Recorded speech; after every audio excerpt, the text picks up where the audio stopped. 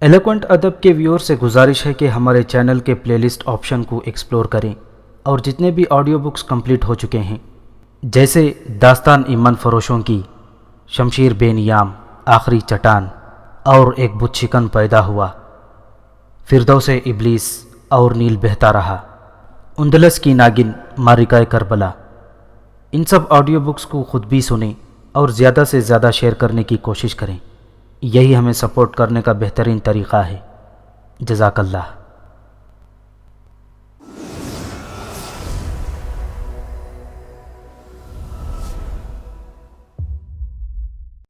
اب تانیہ اس خالی کمرے میں اکیلی رہ گئی۔ وہ گھاس کے قالین پر بیٹھی تین مورتی کی آمد کا انتظار کرنے لگی۔ اسے نہیں معلوم تھا کہ کیا صورتحال پیش آئے گی۔ کاشیغن نے تین مورتی کے بارے میں جو معلومات فراہم کی تھیں اس کے تحت وہ تین منہ والا شخص تھا۔ وہ خود سامنے آئے گا یا محض اس کی آواز ہی سنائی دے گی؟ ابھی تک تو اس کی آواز سنائی دی تھی۔ تانیہ کو اس عجیب و غریب کمرے میں بیٹھے ہوئے خوف سا آ رہا تھا۔ جانے آگے کیا ہونے والا تھا، پتہ نہیں وہ تین مورتی کی کہانیاں سن پائے گی یا نہیں۔ اگر نہ سن پائی اور درمیان میں بول اٹھی پھر تو اس کی لاش یہاں سے جائے گی۔ اگر وہ مر گئی تو اس کی زندگی کا مشن ادھورا رہ جائے گا۔ وہ اپنے بھائی محسن راؤ کو آزاد کرانے کے لیے اس نامعلوم دنیا میں داخل ہوئی تھی۔ اس نے محسن راؤ کو بھی پا لیا تھا، پھر حالات نے ایسا پلٹا کھایا کہ وہ اس سے دور ہو گئی۔ وہ مایوس نہیں ہوئی تھی۔ اسے یقین تھا کہ وہ اپنے بھائی کو زندہ سلامت اپنی دنیا میں لے جائے گی، لیکن اگر وہ مر گئی تو پھر کیا ہوگا؟ اس کی موت کے بارے میں کبھی کسی کو کچھ معلوم نہ ہو سکے گا۔ اس سے غلطی ہو گئی۔ اسے چاہیے تھا کہ وہ کاشیغن کو وصیت کر دیتی کہ موت کی صورت میں اس کے جسد خاکی کو اس کی دنیا میں پہنچا دیا جائے۔ آخر وہ اس طرح کیوں سوچ رہی ہے؟ وہ یہاں مرنے نہیں میدان مارنے آئی ہے۔ وہ مسلح ہو کر آئی ہے۔ دادا اعظم نے اسے عمل کا جو ہتھیار بخشا ہے اس کی موجودگی میں بھلا اسے کون شکست دے سکتا ہے؟ کیا سوچ رہی ہے لڑکی؟ اچانک آواز آئی۔ کچھ نہیں، تیری منتظر ہوں، تانیہ نے بڑے اطمینان سے جواب دیا۔ کیا نام ہے تیرا؟ میرا نام تانیہ ہے۔ یہ بتا مجھے کتنا اور انتظار کرنا پڑے گا؟ بس انتظار ختم ہوا، میرا وقت شروع ہو گیا۔ تو سامنے دیوار کی طرف دیکھ۔ تانیہ نے اپنے سامنے والی دیوار پر اپنی نظریں گاڑ دیں۔ اس کے دیکھتے ہی دیوار شق ہونا شروع ہو گئی۔ ایک دروازہ سا بن گیا تو دونوں طرف کی دیواریں ٹہر گئیں۔ سامنے بالکل اندھیرا تھا۔ دیواریں شق ہونے سے تھوڑی تھوڑی روشنی اندر جانے لگی، لیکن اسے نظر کچھ نہ آیا۔ کچھ دیر کے بعد کوئی چیز اندر سے آتی ہوئی محسوس ہوئی۔ وہ ایک کالے رنگ کا تختہ تھا جو پھسلتا آ رہا تھا۔ اس تختے پر تین سر رکھے ہوئے تھے جو آپس میں پیوست تھے۔ وہ تختہ شق ہوئی دیوار کے درمیان آ کر رک گیا۔ اب تانیہ کے سامنے تانبے جیسے رنگ کا ایک چہرہ تھا اور اسی چہرے میں دائیں اور بائیں دو اور چہرے جڑے ہوئے تھے۔ اس کی آنکھیں بڑی بڑی اور چمکدار تھیں۔ وہ بار بار پلکیں جھپک رہا تھا۔ اس کی آنکھوں سے ہی پتہ چلتا تھا کہ وہ زندہ ہے، ورنہ وہ کسی مجسمے کی طرح تھا۔ ایک عجیب و غریب شخصیت اس کے سامنے تھی۔ اس کو دیکھ کر خوف سا محسوس ہو رہا تھا۔ اس کی کچھ سمجھ میں نہیں آ رہا تھا کہ وہ بولے گا کیسے۔ اس کی کٹی ہوئی آدھی گردن تختے پر رکھی ہوئی تھی۔ ہاں تانیہ، پھر تو تیار ہے؟ اچانک اس کے ہونٹوں میں جنبش ہوئی۔ ہاں تین مورتی، میں پوری طرح تیار ہوں، تانیہ نے بڑے اعتماد کے ساتھ کہا۔ دیکھ تانیہ، اب بھی وقت ہے، واپس لوٹ جا۔ تو اتنی حسین ہے کہ میرا جی نہیں چاہتا کہ تجھے موت کے گھاٹ اتار دوں۔ تو اس بوڑھے کاشیغن کے ہاتھ کہاں سے لگ گئی؟ تو اس بات کو چھوڑ کہ میں کون ہوں اور کہاں سے آئی ہوں۔ تو مجھ پر مہربان ہونے کی کوشش نہ کر، جبکہ بقول تیرے مہربانی نام کی کوئی چیز تیرے پاس نہیں۔ چل اب اپنی کہانی شروع کر، تانیہ نے دو ٹوک انداز میں کہا۔ ٹھیک ہے، تو اگر مرنا ہی چاہتی ہے تو مجھے کیا، میں کیوں فکر کروں؟ میں پہلی کہانی شروع کرنے سے پہلے تجھے ایک مرتبہ اور تنبیہ کر دینا چاہتا ہوں۔ یہ کہہ کر وہ چند لمحوں کو روکا۔ اتنی دیر میں تانیہ نے دادا اعظم کا بتایا ہوا عمل دہرا لیا۔ دیکھ، میری کہانی بہت توجہ سے سننا، اور جب تک میں یہ نہ کہہ دوں کہ میری کہانی ختم ہو گئی اس وقت تک نہ بولنا، اگر درمیان میں بولی تو شرط ہار جائے گی اور تجھے موت کے گھاٹ اتار دیا جائے گا، ٹھیک ہے؟ تانیہ نے اسبات میں گردن ہلائی، بولی کچھ نہیں۔ اب میں کہانی شروع کرتا ہوں۔ کسی ملک کی ایک ملکہ تھی، بہت خوبصورت، اسے کہانی سنانے کا بہت شوق تھا۔ وہ ہر رات ایک کہانی سناتی تھی۔ اس کی کہانی سننے کے لیے روز ایک خوبصورت نوجوان کو لایا جاتا تھا۔ کہانی سناتے ہوئے اس کی شرط یہ ہوتی تھی کہ کہانی خاموشی سے سننا ہوگی، اگر درمیان میں بولے تو موت کے گھاٹ اتار دیے جاؤ گے۔ اس طرح روز ایک خوبصورت نوجوان قتل کر دیا جاتا تھا۔ تانیہ تو جانتی ہے کیوں؟ تین مورتی نے اچانک سوال کیا۔ مجھے نہیں معلوم، تانیہ کے بے ساختہ لب ہلے۔ اس کے لب ضرور ہلے لیکن آواز کوئی نہ نکلی۔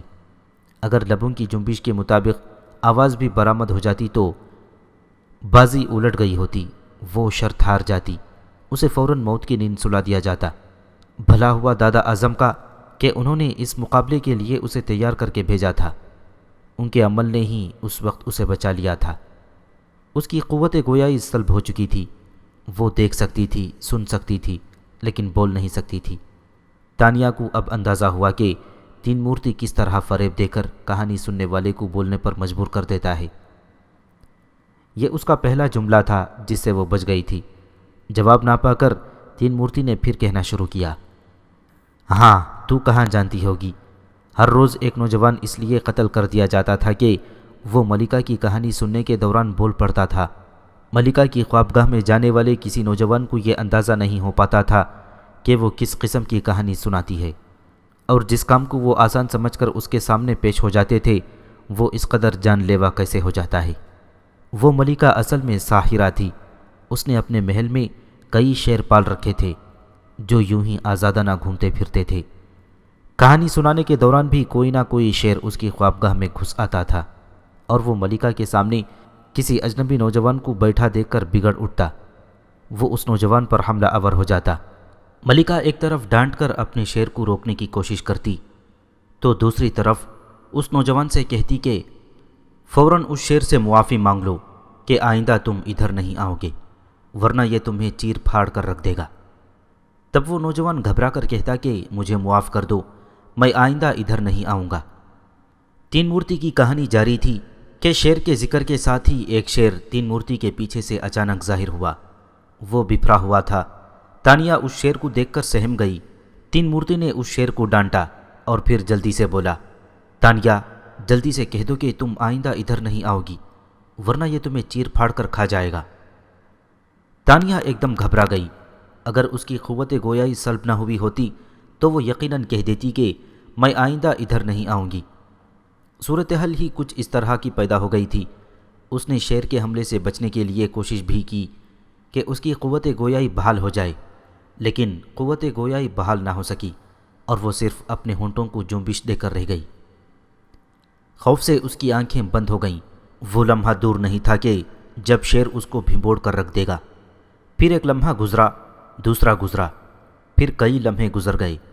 شیر نے حملہ نہ کیا، شیر کے غرانے کی آواز بھی نہ آئی۔ تین مورتی بھی خاموش تھا، وہ آنکھیں بند کیے بیٹھی تھی، سہمی ہوئی۔ آخر کیا ہوا؟ آنکھیں کھول کر تو دیکھے۔ اس نے ڈرتے ڈرتے آنکھیں کھولیں۔ سامنے اب کچھ نہ تھا۔ شیر نہ جانے کہاں غائب ہو چکا تھا اور تین مورتی آنکھیں پھاڑے اسے بڑی حیرت سے دیکھ رہا تھا۔ اس کی حیرت بجا تھی۔ یہ بڑا زبردست حملہ تھا۔ اس فریب سے بچنا کسی زیرو کے بس میں نہ تھا۔ تین مورتی نے کہانی در کہانی کا جال کچھ اس طرح سے بنا تھا اور ماضی حال کو اس طرح یکجا کیا تھا کہ کہانی کے دوران خاموش بیٹھنا ناممکن تھا۔ خود تانیہ بھی اس لیے خاموش رہ گئی تھی کہ اس نے خاموشی کا عمل کر لیا تھا۔ تین مورتی ساحروں کا بادشاہ تھا۔ اس کے لیے مصنوعی شیر کا حملہ معمولی بات تھی، لیکن کہانی سننے والے کے اسے دیکھ کر ایک دم ہوش اڑ جاتے تھے اور وہ اس سے بچنے کے لیے کہانی کے دوران بول پڑتا تھا۔ تانیہ کی نظریں تین مورتی کے چہرے پر تھیں۔ وہ سوچ رہی تھی کہ دیکھیں اب وہ کیا شعبدہ دکھاتا ہے، کہانی میں کون سا نیا موڑ لے کر آتا ہے۔ اس نے دیکھا کہ تین مورتی کے چہرے سے حیرت غائب ہو گئی اور وہاں مایوسی اور اداسی نے بسیرا کر لیا۔ پھر چند ہی لمحوں میں اس کا چہرہ بے جان ہو گیا، اس کی آنکھیں بھی پتھرا گئیں۔ اس کے بعد تین مورتی کا چہرہ بائیں جانب گھوم گیا۔ اب تانیہ کے سامنے تین مورتی کا دوسرا چہرہ تھا۔ سامنے آتے ہی اس چہرے میں زندگی دکھائی دی۔ تانیہ، تو بڑی خوش قسمت ہے کہ تو نے میری پہلی کہانی بغیر درمیان میں بولے سن لی۔ اب میں دوسری کہانی شروع کرتا ہوں، سن۔ تین مورتی نے اس سے مخاطب ہو کر کہا۔ تانیہ نے لب کھولے بغیر اسے دوسری کہانی شروع کرنے کا اشارہ کیا۔ دوسری کہانی بھی کچھ اس قسم کی تھی۔ اس کہانی میں جگہ جگہ پھندے تھے، کھائیاں اور بلندیاں تھیں، شوبدہ گری تھی، پرفریب نظارے تھے، لیکن تانیہ ان سب سے بخیر و خوبی گزر گئی۔ وہ کچھ نہ بولی، وہ کیوں کر بولتی؟ دوسری کہانی بھی ناکام ہوئی، دوسرا چہرہ پتھر ہو گیا۔ اب تین مورتی کا تیسرا چہرہ سامنے آیا۔ وہ چہرہ تیسری کہانی کے نام پر تیسرا فریب لایا۔ اس نے طرح طرح کے ہتھ کنڈے استعمال کیے، تانیہ کی خاموشی توڑنے کے لیے بے شمار طریقے استعمال کیے، لیکن تانیہ ٹس سے مس نہ ہوئی۔ وہ پورے اطمینان سے کہانی کے نام پر اس کی بکواس سنتی رہی۔ پھر اس نے تیسری کہانی کے ختم ہونے کا اعلان کر دیا۔ اس اعلان کے ساتھ ہی تانیہ کا چہرہ کھل اٹھا، جبکہ تین مورتی کا تیسرا چہرہ مرجھا گیا، اداس اور ویران ہو گیا۔ تب اس نے دھیرے سے اعلان کیا، میں ہارا، تو جیتی۔ اس اعلان کو سن کر تانیہ جھوم اٹھی۔ اس نے جلدی جلدی قوت گویائی کی بحالی کا عمل کیا، اور جیسے ہی آخری بار اس نے وہ اسم دہرایا جو دادا اعظم نے بتایا تھا، اس کے دہراتے ہی اس کی قوت گویائی بحال ہو گئی۔ تین مورتی، اب تو کیا چاہتا ہے؟ تانیہ نے خوش ہو کر کہا۔ تو بہت بڑی ساحرہ ہے، مجھ سے بھی بڑی۔ میں آج تک شکست سے دوچار نہیں ہوا، لیکن تو نے ایسا کر دکھایا۔ تین مورتی نے بہت اداس لہجے میں کہا۔ اللہ کے واسطے مجھے ساحرہ کہہ کر میری توہین نہ کر، تانیہ نے سنجیدگی سے کہا۔ اب وہ کر جس کے لیے میں یہاں آئی ہوں۔ اب تو کیا چاہتی ہے؟ تین مورتی نے پوچھا۔ راشمون کے شہر کا توڑ، کاویری اور اس کی بیٹی ساربری سے اس کی آزادی، تانیہ نے بتایا۔ ٹھیک ہے، اب تو جا، تو جو چاہتی ہے وہ ہو جائے گا۔ یہ کہہ کر تین مورتی بہت تیزی سے پیچھے ہٹا۔ تختے پر رکھی ہوئی گردن اور اس میں جڑے ہوئے سر اچانک پیچھے ہٹ کر اندھیرے میں غائب ہو گئے، اور فوراً ہی وہ دیوار آپس میں مل گئی۔ تانیہ کمرے میں تنہا رہ گئی۔ اس کمرے میں ایک ہی راستہ تھا جو سرنگ کی طرف جاتا تھا۔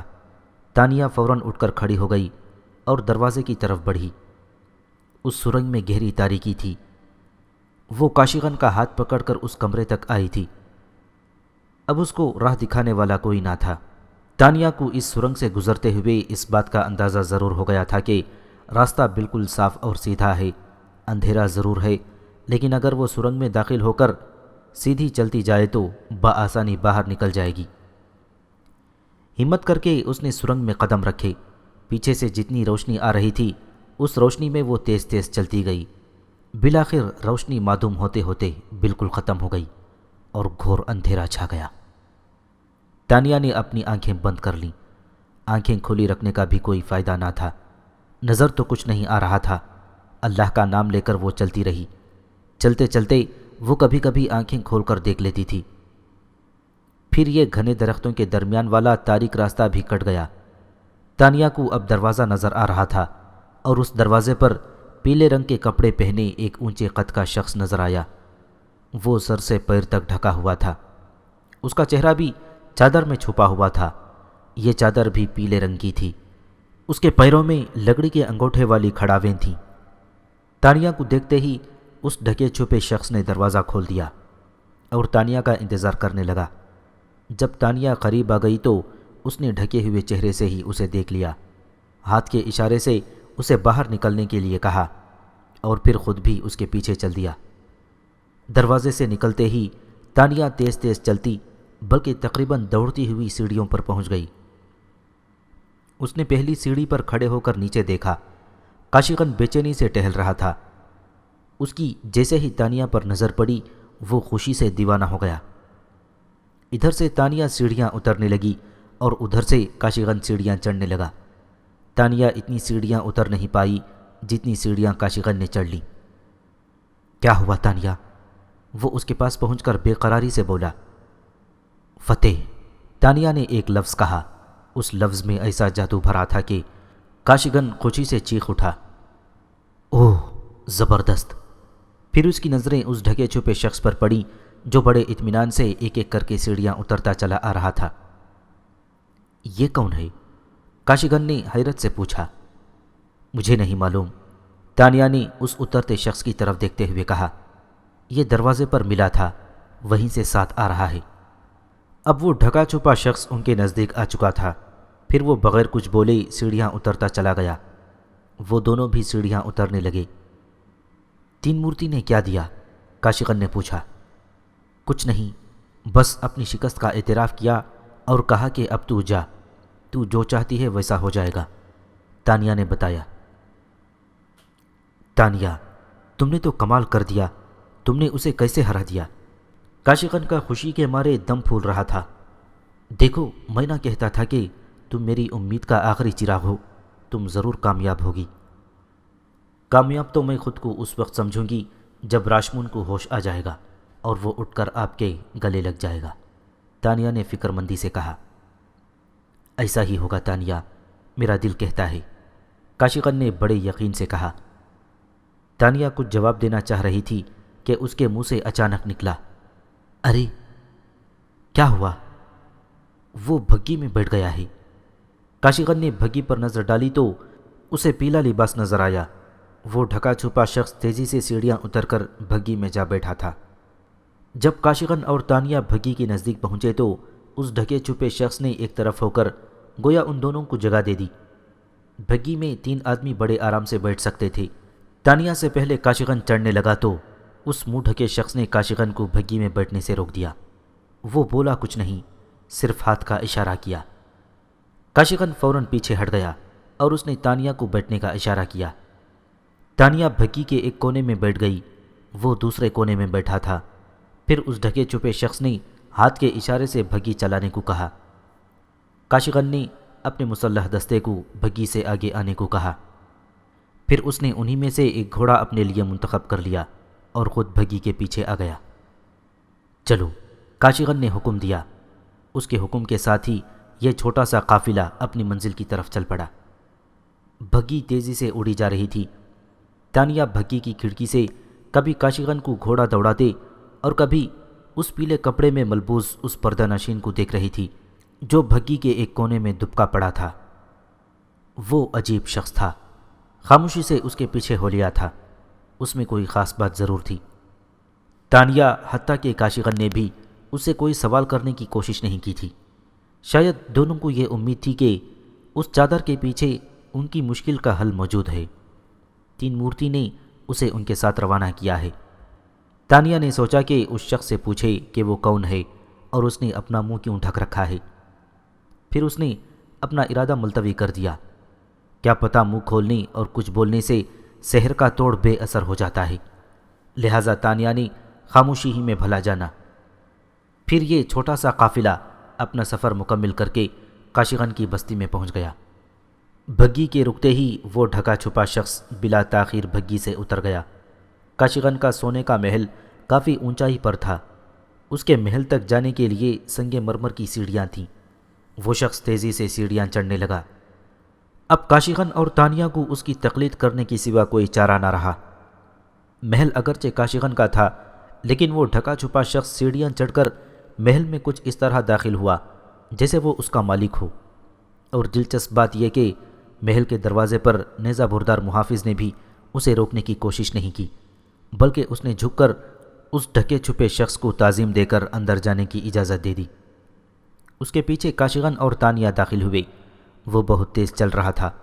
اس کے اس قدر تیز چلنے سے یہ احساس ہی نہیں ہوتا کہ اس کا منہ ڈھکا ہوا ہے۔ پتہ نہیں وہ منہ پر پڑی چادر میں کس طرح سے دیکھ رہا تھا، اور فرش پر اس کی لکڑی کی کھڑاویں بہت زور زور سے بج رہی تھیں۔ وہ محل کے مختلف راستوں سے ہوتا ہوا بالآخر اس کمرے کے دروازے پر پہنچ گیا جس میں راشمون ایک شیشے کے تابوت میں بند لیٹا تھا۔ اس نے پلٹ کر کاشیگن اور تانیہ کو دیکھا جو تیزی سے کمرے کی طرف آ رہے تھے۔ پھر وہ ان کے نزدیک پہنچنے سے پہلے کمرے میں داخل ہو گیا۔ اس نے راشمون کے تابوت کے گرد 7 چکر لگائے پھر اسے کھولے بغیر تابوت کے درمیان میں کھڑا ہو گیا۔ کاشغن اور تانیہ بھی اندر آ چکے تھے۔ اب ان دونوں کو یقین ہو گیا تھا کہ وہ شخص تین مورتی کا نمائندہ تھا اور راشمون کو شہر سے نکالنے کے لیے آیا تھا۔ اس ڈھکے چھپے شخص نے اپنے لباس سے دونوں ہاتھ باہر نکالے۔ وہ بڑے مضبوط اور بالوں سے بھرے ہوئے تھے۔ وہ جھکا اور اپنے پیروں سے دونوں لکڑی کے کھڑاویں نکال لیں۔ پھر اس نے ان دونوں کھڑاووں کو ایک ساتھ 3 بار آہستہ آہستہ تابوت کے شیشے پر مارا۔ پھر اس کے بعد اس نے اپنے دونوں ہاتھ بند کر لیے اور پوری طاقت سے یہ کھڑاویں شیشے کے تابوت پر ماریں۔ کھڑاویں تابوت پر کسی بھاری ہتھوڑے کی طرح پڑیں۔ شیشے کا تابوت کھیل کھیل ہو گیا، لیکن راشمون کا جسم ویسے کا ویسا فضا میں معلق تھا۔ اس ڈھکے چھپے قداور شخص نے راشمون کے جسم کو اپنے ہاتھ پر اٹھا کر فرش پر رکھ دیا اور خود بھی بیٹھ گیا۔ ایک کھڑاؤ اس نے پیر کے انگوٹھے پر ڈال لی اور دوسری کھڑاؤ اس نے راشمون کے چہرے پر رکھ دی۔ پھر چند سیکنڈ لگے۔ ادھر کھڑاؤ منہ پر رکھی گئی، ادھر راشمون نے 2-3 گہرے گہرے سانس لیے اور پھر اس طرح آنکھیں کھول دیں جیسے گہری نیند سے جاگا ہو۔ راشمون نے فوراً اٹھنا چاہا، لیکن اس ڈھکے چھپے شخص نے اسے اپنی کھڑاؤں کا دباؤ ڈال کر اسے اٹھنے سے روک دیا۔ تب اس نے اس کھڑاؤں کو جسم کے ہر حصے پر پھرایا اور پھر خود اٹھتے ہوئے راشمون کو بھی ساتھ اٹھنے کا اشارہ کیا۔ جب وہ کھڑا ہو گیا تو اس نے راشمون کے سر پر ہاتھ رکھا اور دیر تک رکھے رہا۔ یوں محسوس ہو رہا تھا جیسے وہ سر پر ہاتھ رکھے کچھ پڑھنے میں مشغول ہو۔ جب تک وہ پراسرار شخص راشمون کے سر پر ہاتھ رکھے کھڑا تھا، راشمون کی آنکھیں بند رہیں۔ جیسے ہی اس نے ہاتھ ہٹایا، راشمون نے آنکھیں کھول دیں۔ سب سے پہلے اس کی نظر کاشغن پر پڑی۔ وہ بے اختیار اپنے باپ سے لپٹ گیا۔ یہ وہ لمحہ تھا جس کے لیے تانیہ نے اپنی زندگی داؤ پر لگا دی تھی۔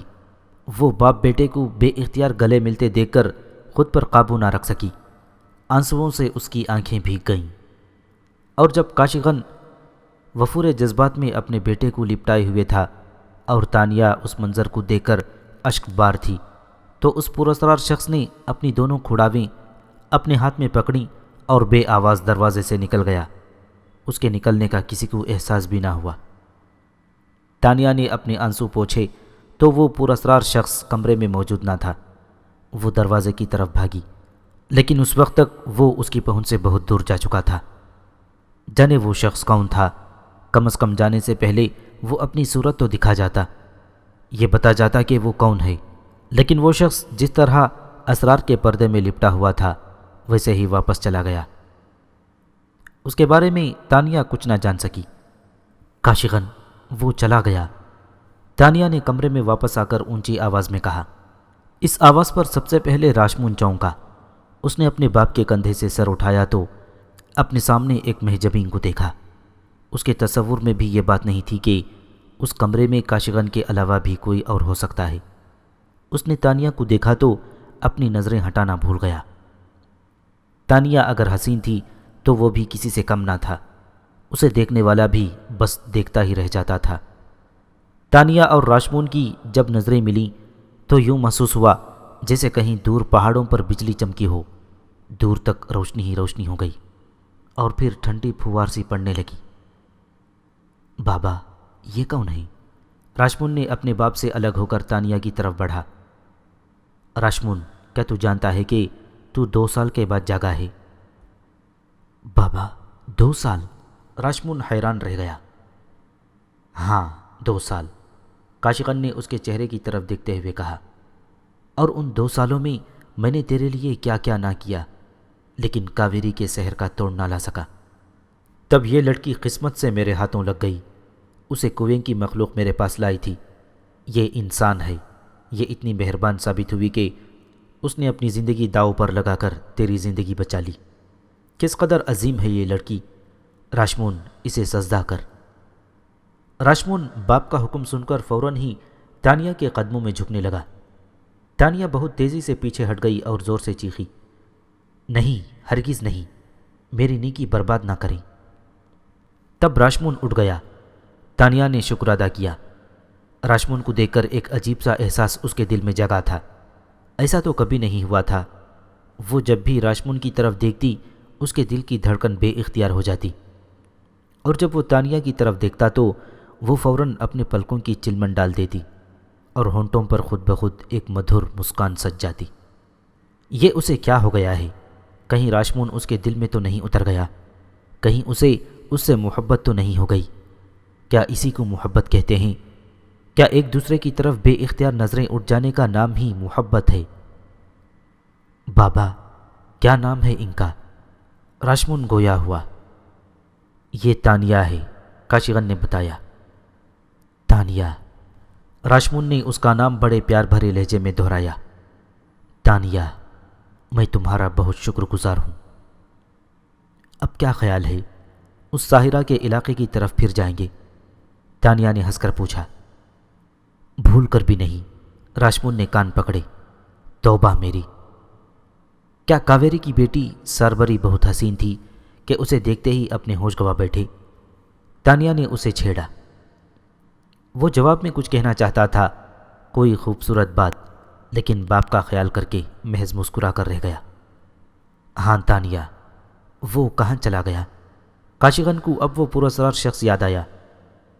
میں نے اسے جاتے نہیں دیکھا، وہ ہمیں خوشی دے کر خاموشی سے نکل گیا، تانیہ نے کہا۔ بابا، کون تھا یہ؟ راشمون نے پوچھا۔ مجھے تو یہ محسوس ہوتا ہے کہ جیسے وہ تین مورتی خود تھا۔ تین مورتی؟ تانیہ حیران ہو کر بولی۔ تین مورتی کیسے ہو سکتا ہے؟ اس کے تو تین منہ ہیں اور پتھروں کے سوا وہ کچھ نہیں۔ تانیہ، وہ تین مورتی ہے ساحروں کا بادشاہ، وہ کوئی بھی روپ اختیار کر سکتا ہے، کاشیغن بولا۔ چلو اب بحث کا کیا فائدہ، وہ جو بھی تھا راشمون کو ٹھیک کر گیا، اور اس طرح تین مورتی نے اپنا وعدہ نبھا دیا، ورنہ میں تو ڈر رہی تھی کہ کہیں وہ شکست کھا کر اپنے وعدے سے نہ پھر جائے، تانیہ نے کہا۔ ایک وعدہ میں نے بھی تم سے کر رکھا ہے، کاشیغن ہنس کر بولا۔ وہ کیا؟ تانیہ نے پوچھا۔ ارے بھول گئیں، میں نے کہا تھا کہ اگر تم تین مورتی کے دربار سے کامیاب واپس آ گئیں تو تم جو مانگو گی وہ میں تمہیں دوں گا۔ اب وعدہ نبھانے کا وقت آ گیا ہے، بولو کیا مانگتی ہو؟ کاشیغن نے خوش ہو کر پوچھا۔ میں کیا مانگوں؟ تانیہ نے جیسے خود سے سوال کیا۔ وہ چند لمحے سوچتی رہی، پھر اس نے راشمون کی طرف دیکھا، وہ اسے بڑی دلچسپی سے دیکھ رہا تھا۔ تانیہ اس سے مخاطب ہو کر بولی، راشمون، میں کیا مانگوں؟ تانیہ، مجھے مانگ لو، راشمون نے بے اختیار کہا، لیکن اپنے دل میں اور پھر ہونٹوں پر جو بات آئی وہ کچھ یوں تھی، اپنے دل کا کہاں مانوں، وہ جو کہے وہ مانگو۔ دل؟ تانیہ کھوئے ہوئے انداز میں بولی۔ میرے دل میں تو بس میرا بھائی بسا ہے جو آپ کی دنیا میں کھو گیا ہے، میں اسے ڈھونڈنے نکلی تھی۔ اوہ، میں بھی کتنا خود غرض ہوں، تم سے صرف اپنی کہتا رہا، تم سے تمہاری سنی ہی نہیں، نہ یہ جانا کہ چاہے وفات میں کیسے پہنچی، وہاں تمہیں کون دھکیل گیا۔ معاف کرنا تانیہ، مجھے معاف کر دینا۔ بابا، اس کمرے سے باہر چلیں، یہاں کب تک کھڑے رہیں گے؟ انہیں کچھ دیر آرام کرنے دیں، راشمون نے کہا اور دروازے کی طرف بڑھا۔ ہاں راشمون، تم ٹھیک کہتے ہو، کاشیغن بھی اس کے ساتھ چلا۔ چلو تانیہ۔ پھر کاشیغن کے حکم کے مطابق تانیہ کو دو کنیزوں نے اس کے خوابگاہ میں پہنچا دیا۔ سورج ڈوبنے کو تھا، وہ کھڑکی سے پردہ ہٹا کر دور پہاڑوں میں ڈوبتے سورج کا نظارہ کرنے لگی۔ پتہ نہیں یہ کون سا سورج تھا، اپنی دھرتی کا سورج تھا یا ان لوگوں کی دنیا کا آفتاب۔ وہ کہاں سے کہاں آ گئی تھی، جانے اس کا بھائی کس حال میں ہوگا۔ تانیہ نے محسن راؤ کو اس کی جھونپڑی میں چھوڑا تھا، بقا اسے جھونپڑی سے پکڑ کر لے گئی تھی اور محسن راؤ کچھ نہیں کر سکا تھا۔ بقا نے اسے اپنے بھائی راکل کی خدمت میں پیش کر دیا تھا۔ راکل نے اسے حاصل کرنے کے جانے کتنے جتن کیے تھے، لیکن وہ ناکام رہا تھا، اور اپنی شکست کا انتقام لینے کے لیے اس نے تانیہ کو چاہے وفات میں پھینکوا دیا تھا۔ اس کی خوش قسمتی تھی کہ کنویں کی مخلوق نے اسے گرتے ہوئے دیکھ لیا اور ابلتے ہوئے پانی میں جانے سے بچا لیا، ورنہ وہ اب اس خوبصورت خوابگاہ میں زندہ سلامت نہ بیٹھی ہوتی، اس کی ہڈیاں تک پگھل کر اپنا وجود کھو بیٹھی ہوتی۔ وہ اس تصور سے ہی کانپ گئی۔ سورج پہاڑوں کے پیچھے غروب ہو چکا تھا، تیزی سے اندھیرا پھیلتا جا رہا تھا۔ تانیہ نے پردہ برابر کر دیا اور گھومی تو اس نے دیکھا کمرے میں 2 کنیزیں فانوس روشن کر رہی تھیں۔ وہ فانوس روشن کر کے اس کی طرف بڑھیں اور بہت مؤدبانہ انداز میں بولی، ہمارے لیے کوئی حکم؟ کچھ نہیں، میں تھوڑی دیر آرام کرنا چاہتی ہوں۔ ہاں کیوں نہیں، شوق سے، اگر اجازت ہو تو ہم آپ کا جسم دبا دیں۔ نہیں، تانیہ نے مختصر سا جواب دیا۔ پھر ہم آپ کی کیا خدمت کریں، کچھ تو بتائیں۔ محل میں کیا ہو رہا ہے؟ چراغاں کیا جا رہا ہے، رات کو زبردست جشن منایا جائے گا، ایک کنیز نے کہا۔ آپ کچھ دیر کے لیے سو جائیں، پھر آپ کو جشن کے لیے تیار کیا جائے گا۔ کیا مطلب؟ تانیہ حیران ہو کر بولی۔ مطلب تو ہمیں بھی نہیں معلوم، ہم سے بس تیار کرنے کے لیے ہی کہا گیا ہے۔ رات کو محل میں زبردست جشن منایا گیا، اس بستی کے تمام امراء کو مدعو کیا گیا۔ تانیہ کو زرق برق لباس پہنا کر سب سے خوبصورت اور سب سے اونچی کرسی پر بٹھا دیا گیا۔ رقص و موسیقی جاری تھی، ہر طرف رنگ و نور کی بارش ہو رہی تھی۔ سب کی نظریں تانیہ پر تھی، اس کا حسن آنکھوں کو خیرہ کیے دیتا تھا۔ راشمون اس کے برابر دوسری کرسی پر، جو اس سے ذرا نیچی تھی، بیٹھا تھا، جبکہ کاشغن ایک چھوٹے سے تخت پر براجمان تھا۔ آنے والے مہمان تانیہ کے قدموں میں تحفے ڈھیر کر رہے تھے۔ سب سے آخر میں کاشغن نے اپنا تحفہ پیش کیا، وہ ہیروں کا لٹکارے مارتا ہار تھا۔ کاشغن نے اپنے ہاتھ سے اس چمکتے ہار کو پہنایا تو تانیہ کا حسن مزید جگمگا اٹھا۔ راشمون اسے مبہوت ہو کر دیکھنے لگا۔ تانیہ نے اس کی طرف نظریں اٹھا کر دیکھا تو وہ اس کے نظروں کی تاب نہ لا سکی۔ تانیہ نے فوراً اپنی نگاہیں نیچی کر لیں۔ اس کا دل ایک دم دھڑک اٹھا تھا، یہ اسے کیا ہوتا جا رہا تھا؟ جشن ختم ہوا تو کاشغن اس کے ساتھ ہی اس کی خوابگاہ میں آ گیا۔ وہ اس سے اس کی کہانی سننا چاہتا تھا۔ تانیہ نے اسے اپنی زندگی کی کہانی سنا دی، وہ کون ہے، کہاں سے آئی ہے، چاہے وفات میں اسے کیوں پھینکا گیا، ہر وہ بات بتا دی جو کاشغن سننا چاہتا تھا۔ ساری داستان سننے کے بعد کاشغن نے ایک گہرا سانس لیا اور بولا، اب تم کیا چاہتی ہو؟ کسی طرح اپنے بھائی تک پہنچنا چاہتی ہوں، تانیہ نے کہا۔ کب جانا چاہتی ہو؟ کاشغن نے پوچھا۔ میرا بس چلے تو ابھی۔ خیر یہ تو ممکن نہیں ہے، کاشغن نے نرم لہجے میں کہا۔ پھر صبح ہی صبح، تانیہ بولی۔ کچھ دن ہمارے ساتھ رہو، کاشغن نے درخواست کی۔ نہیں رہ سکتی، تانیہ نے ٹکا سا جواب دیا۔ مجھ سے کچھ مانگو گی بھی نہیں؟ کاشغن نے پوچھا۔ آپ نے اتنا قیمتی ہار دے دیا، اب اس کے بعد مانگنے کو کیا رہ گیا ہے؟ یہ تو کچھ بھی نہیں، تم کہو تو یہ سونے کا محل تمہارے حوالے کر دوں۔ نہیں شکریہ، میں سونے چاندی کے اس محل کا کیا کروں گی؟ مجھے اپنی دنیا میں واپس جانا ہے، وہاں یہ محل جا نہیں سکتا، تانیہ نے ہنس کر کہا۔ ایک بات کہوں، برا تو نہیں مانو گی؟ نہیں مانوں گی، آپ کہیں جو کہنا چاہتے ہیں۔ میں نے راشمون کی آنکھوں میں تمہاری روشنی دیکھی ہے۔ کاشغن نے ایک عجیب بات کہی۔ میں جانتی ہوں آپ کیا کہنا چاہتے ہیں۔ جب جانتی ہو تو رہ کیوں نہیں جاتی؟ میرے لیے، راشمون کے لیے، ہم سب کے لیے رک جاؤ۔ دیکھو، اس مختصر سے عرصے میں پوری کاشغن کی بستی تمہاری گرویدہ ہو گئی ہے، کاشغن نے بہت محبت سے کہا۔ میں آپ سب کی شکر گزار ہوں، میں کیا کروں؟ مجھے ہر قیمت پر اپنی دنیا میں جانا ہے، وہاں کچھ لوگ میرے منتظر ہیں، وہاں جا کر ان سے کچھ حساب کتاب لینا ہے۔ تانیہ کچھ نہ بھولی تھی۔ اچھا، کاشغن نے اداسی سے کہا، جیسی تمہاری مرضی، میں بہرحال زندگی بھر تمہیں نہیں بھولوں گا۔ یہ کہہ کر وہ اٹھ کھڑا ہوا۔ اچھا میں اب چلتا ہوں، تم آرام کرو، صبح آسمان والے نے چاہا تو تمہارے جانے کا کچھ نہ کچھ بندوبست ہو جائے گا۔